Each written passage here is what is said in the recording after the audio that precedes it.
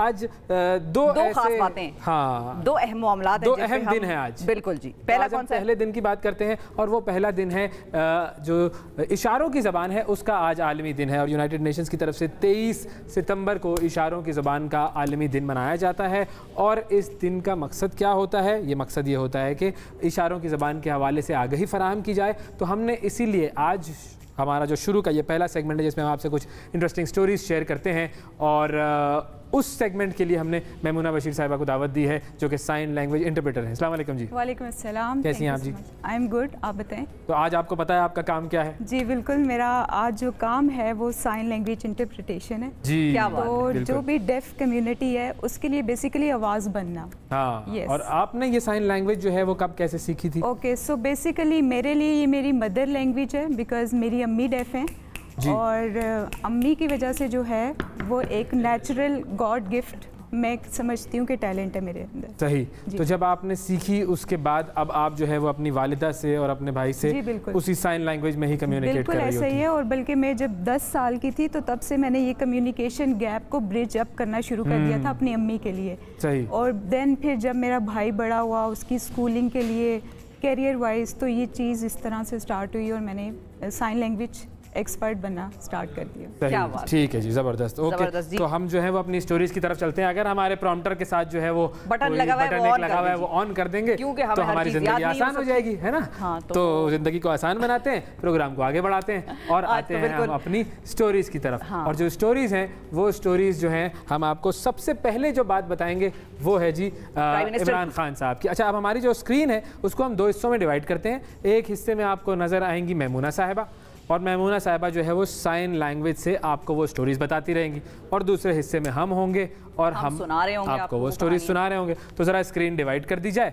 ताकि मैमूना साहिबा जो है वो हमारी स्क्रीन पर विजिबल हो जाएं और उसके बाद फिर हम स्टोरीज़ का आगाज़ करेंगे और मैमूना साहिबा जो है वो हमारी स्टोरीज़ को साइन लैंग्वेज में ट्रांसलेट करती रहेंगी। तो आज हम अवेयरनेस का दिन मना रहे हैं साइन लैंग्वेज के हवाले से पाकिस्तान में और इस चीज़ की अहमियत को भी उजागर करने की कोशिश करें। छोटी सी हमारी काविश है कि पाकिस्तान में साइन लैंग्वेज के हवाले से काम होना चाहिए, नहीं हुआ और लोगों को मसाइल दरपेश होते हैं और लोग ये समझते नहीं हैं कि जो साइन लैंग्वेज में बात कर रहा है वो क्या कह रहा है। तो हर शख्स को बेसिक बुनियादी चंद अल्फाज साइन लैंग्वेज के आने चाहिए ताकि जो है वो सिलसिला कम्युनिकेट कर सके, हाँ, आसान हो जाए। तो ये अगर हाँ बिल्कुल, अब आपने जो काम किया बड़ा ज़बरदस्त हो गया। ये अब हमारी विंडो में आपको मैमूना साहिबा भी नज़र आ रही हैं और हम तो नजर आ ही रहे हैं और विजुअल नजर आ रहे हैं, विजुअल नजर आ रहे हैं आपको। वजीर आज़म इमरान खान साहब की मुलाकात हुई कल, कौमी टीम की जो T20 वर्ल्ड कप खेलने वो जो जाएंगे उनकी साथ मुलाकात हुई। इमरान खान साहब ने खिलाड़ियों को T20 वर्ल्ड कप से मुतालिक कीमती मशवरे दिए हैं और वजीर आज़म ने खिलाड़ियों से अपने क्रिकेट करियर के तजर्बात शेयर किए। वजीर आज़म ने खिलाड़ियों को हिदायत की कि न्यूजीलैंड इंग्लैंड के दौरे मनसूखी का जो बेहतरीन परफॉर्मेंस है उससे जवाब दें, उस पर घबराएं नहीं, उससे परेशान ना हो।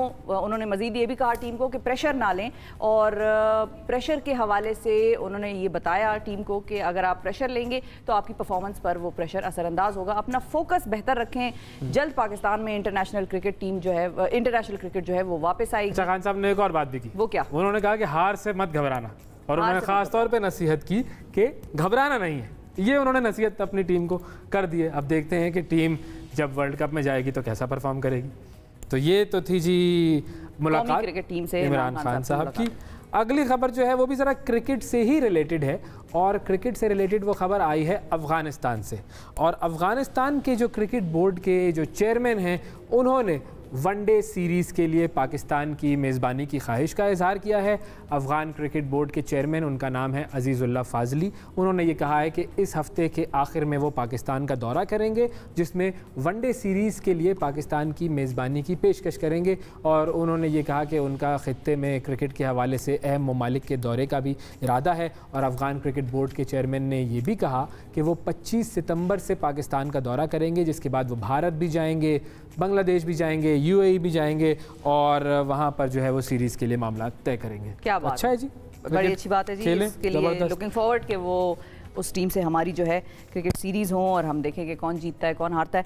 लेकिन जो अगली खबर है वो बड़ी इंटरेस्टिंग है और हम अक्सर बात करते हैं जेनेटिकली मॉडिफाइड आजकल जो चीज़ें मार्केट में आ रही हैं उसमें फ्रूट्स भी हैं, वेजिटेबल्स भी हैं। जापान में एक ऐसा अंगूर भी पैदा हुआ है जो इंतहाई नायाब है और जिसकी कीमत जो है वो सुनकर लोगों के होश उड़ जाएंगे। वैसे इतनी कीमत है उस अंगूर को मार्केट में रूबी रोमन के नाम से जाना जा रहा है, उसका नाम ये रखा गया है। अंगूर की इस किस्म की ये जो टाइप है इसको मुख्तलिफ रंगों के बेस पर मुख्तलिफ इकसाम में तकसीम किया गया है। अच्छा। और मुख्तलिफ इसके दर्जात हैं, कोई ज़्यादा अच्छी क्वालिटी का है, कोई ज़रा बिलो एवरेज है, कोई एवरेज है। कीमत इसकी 76,174 रुपए। एक गुच्छे की कीमत 76,000 रुपए जी, $450 बनती है ये। क्या बात कर रही हैं आप? मैं सच कह रही हूं। ये वो अंगूर हैं जो खट्टे हैं। ये अब अंगूर खट्टे हैं। ये वो अंगूर है। ये अंगूर खट्टे हैं, हमने आपको बताया। और ये जापान में है। देख ये जापान में बिल्कुल। हमारे यहाँ पे भी महंगाई इतनी हो रही है कि हमें लगता है अंगूर महंगे हो जाएंगे। इस अंगूर का साइज, जायका, रंगत इसको नायाब बनाती है। ये डिफरेंट है बाकी अंगूरों से जो आम तौर पर दुनिया में मार्केट्स में दस्तयाब हैं और आम अंगूर से ये कहीं ज़्यादा जो है वो टेस्ट में अच्छा है, लोग ये कहते हैं। अच्छा, फ़रोख्त से पहले इसकी इंस्पेक्शन की जाती है बाकायदा तौर पर, जहाँ फूड माहिरीन जो हैं इसकी रंगत का, जायके का, दीगर चीज़ों का जायज़ा लेते हैं। उसके बाद एक क्वालिटी स्टैंडर्ड है, जब ये उस पर पूरे उतरते हैं तो फिर इनकी फ़रोख्त की जो मंजूरी है वो दे दी जाती है। और जापान की यूनिवर्सिटी है परफेक्टोरल, उसके मुहक्किक हैं जी हिरोशी, उन्होंने बताया है कि दुनिया के किसी भी मुल्क या हिस्से में अंगूर की ये किस्म पैदा नहीं होती। अच्छा। This is specifically for Japanese people, और अगर वो उसको मजीद एक्सपोर्ट करना चाहें तो वो भी कर सकते हैं, लेकिन ये है कि ये जापान की खास बात है इस अंगूर में। जबरदस्त, बेहतरीन जापानी अंगूर। भाई फिर कोई जापान जाए तो वहां से लेकर आए हमारे लिए, कोई एक ही ले आए। 450 एक अंगूर ले आए, एक गुच्छा ना लाए, 76,000 रुपए खर्च ना करे, एक अंगूर लेकर आए और फिर हम उसको खाकर जरा बता देंगे आपको कैसा टेस्ट होता है। सही है। अगली खबर जो आखिरी खबर है हमारी उसकी तरफ बढ़ते हैं और वो खबर है अमेरिकी रियासत फ्लोरिडा की। वहाँ पर एक माहिर पायलट ने 45 साल पुराना सेस्ना तैयारा था, उसके ज़रिए एक परवाज़ की। वो परवाज़ थी तकरीबन 1.25 घंटे की, मगर पेचीदा भी परवाज़ थी और दिलचस्प परवाज़ थी। क्यों? क्योंकि उन्होंने फ़ज़ा में बत्तख के बच्चे का स्केच बनाया। वो जो जहाज़ में से धुआं निकल रहा होता है उससे उन्होंने बत्तख के बच्चे का स्केच बनाया।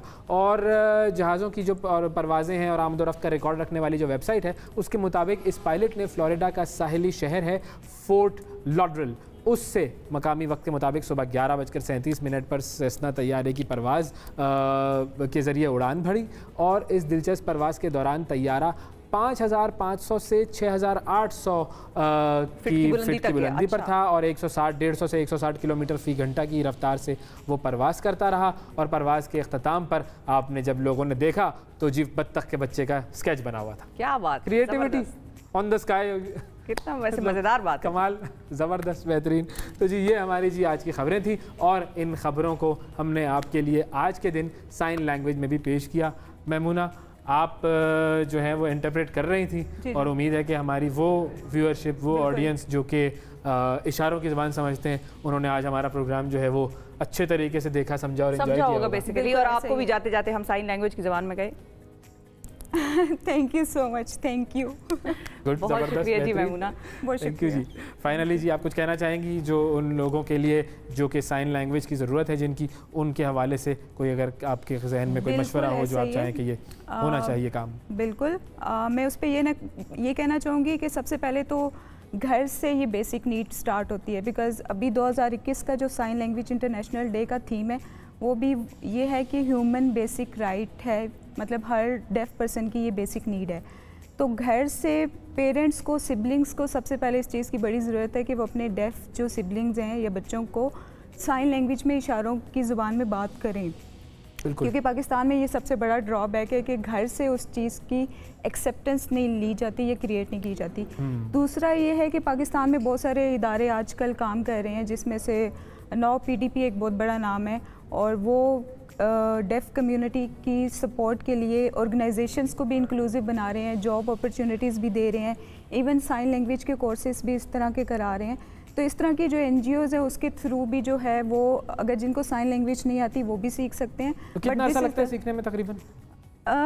इट्स लाइक जो आप कहते हैं ना कि practice makes the man perfect, ठीक है। तो ये भी उसी तरह ही चीज़ है कि जब तक आप ये कम्युनिकेशन में रहोगे आपकी नॉलेज में इजाफा होता रहेगा। यानी कि सबको जो है वो सीखनी चाहिए, सबसे इम्पोर्टेंट बात। बिल्कुल ऐसा ही है। और ये मैं आपको बताऊं कि ये बेसिक और नेचुरल लैंग्वेज है, ठीक है, अभी जैसे शिफा ने किया, ठीक है, आप प्यारी हैं या आप अच्छी लग रही हैं, हाँ बिल्कुल ऐसा ही है। तो बेसिकली हम डेली लाइफ में भी बहुत नेचुरल साइन लैंग्वेज यूज़ कर रहे होते हैं, बट हमने कभी इतना इस चीज़ को नोटिस नहीं किया कि भाई ये भी एक प्रॉपर लैंग्वेज। बहुत शुक्रिया अदा करेंगे मैमूना आपका, वक्त दिया आपने। और यही मैसेज है कि इशारों की ज़बान कुछ ना कुछ हम सबको आनी चाहिए।